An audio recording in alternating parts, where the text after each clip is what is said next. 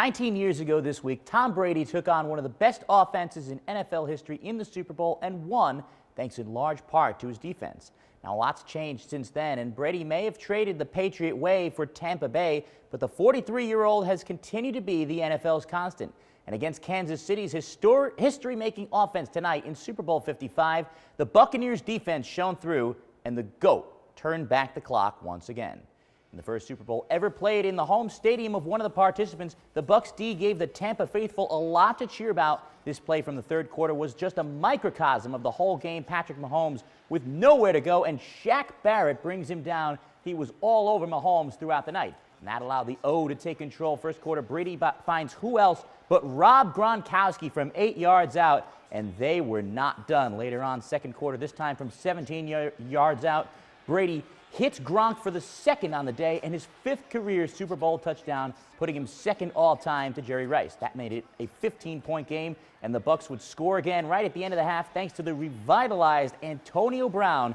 Tampa in control to the very end, late fourth quarter. Mahomes with a last-gasp effort on fourth down, heaving it downfield, but it was broken up by Bucs safety Jordan Whitehead, and Tom Brady wins his seventh Super Bowl title. That's more than any other franchise in the league, and he is not quite ready to pass the torch to Patrick Mahomes just yet. Tampa Bay wins it 31-9.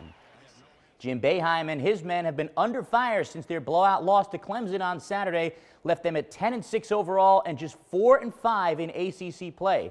Questions have come up about Coach Boeheim's starting lineup as well as the team's level of effort, but they had a chance to prove their doubters wrong tonight against NC State at the Dome, and it was a chance they took and ran with.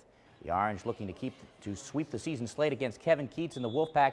We'll pick it up first half. Alan Griffin drives the lane and hits a tough floater off glass. He continued his consistent scoring output with a game-high 22. Then the do-it-all freshman Kadari Richmond picks off the pass and takes it all the way to the house. That helped SU take a 1-point lead to the half. Second half, Buddy Boeheim gets in on the action. He draws the contact in the lane and picks up 2 of his 16 points on the day. The Orange would go on a second half run. First, it's Richmond finding Robert Braswell open for the triple, and he knocks it down. The sophomore putting the Orange up by 7. And then, moments later, Richmond, who ended up with 4 assists on the night, this time hitting Griffin wide open again for the 3, and that put the Orange up by 10. Late second half, it's Quincy Guerrier putting the icing on the cake with the offensive rebound and put back for 2 of his 14 on the night. And Syracuse came away with a 77-68 win with their backs against the wall, something that was not lost on Jim Boeheim. We just battled them in there. We just did a great job. It was a great win. Easily obviously our best road win, but one of our best, if not the best win all year. I think we learned a lot tonight about ourselves, and this was a really special win. The Orange will look to build on their success and rally on Saturday when they play host to Boston College. The SU women were in action as well, battling Pittsburgh and being led, of course, by the inspiring Tiana Mangakahia. Early on, it was Kiara Lewis starting out hot with this three-pointer, but the Orange were run over by the Panthers for much of the first half. Pitt started the game on a 21-6 run before the Orange clawed their way back with threes like this from Emily Engstler. Syracuse went in the break down 7, but they would not be down for long. In the third quarter, who else but the presumptive ACC Rookie of the Year, Camila Cardozo, getting the and one. She finished with 22. Syracuse outscored Pitt by 10 in the third before Mangakahia topped things off with a fourth quarter 3. She added 5 points to her 11 assists, and Quentin Hillsman's side added 1 to the win column by the score of 71-67.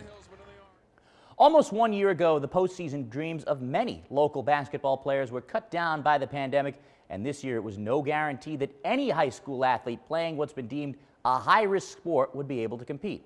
But good things have come to those who waited, as Governor Cuomo gave the go-ahead for high-risk sports to be played, leading to the non-traditional February kickoff of the high school basketball season between Liverpool and Baldwinsville.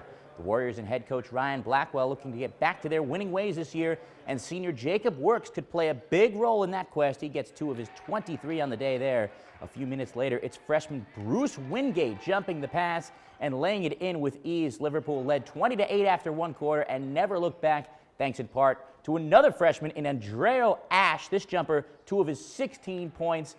Liverpool all over Baldwinsville, 68-45, a result that could cause more than a few Section 3 coaches to start to sweat a little bit. On March 11th of last year, the Crunch took on the Utica Comets, not knowing, of course, that it would be their last game of 2020. Tonight, they welcomed their throughway rivals into the opening game of the season, and after months of delay and uncertainty, it was not a moment too soon. The Crunch and Comets split an 8-game season series last year. Just a minute in, Syracuse already shorthanded. It's Gabriel Fortier to Boris Kachuk back to Fortier for his first professional goal. The Crunch up 1-0. Then, second period, Crunch with the man advantage this time.